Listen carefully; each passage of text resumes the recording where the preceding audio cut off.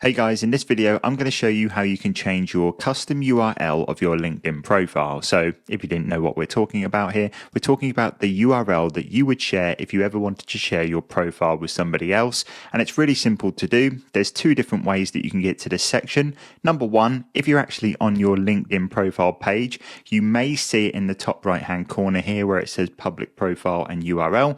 You can go ahead and just click edit straight away onto that and it will take you through to the edit screen. But if you don't see this, all you need to do is go over to where it says me, go down and click settings and privacy, head over to visibility and click on that, and then go down to edit your public profile. And then you will see an option in the top right hand corner that says edit your custom URL. You can go ahead and click edit on there and change your URL to whatever you want it to say. The only thing to note is that it has to be between 3 and 100 letters or numbers, and you can't have any special characters or anything like that. You can have a dash though.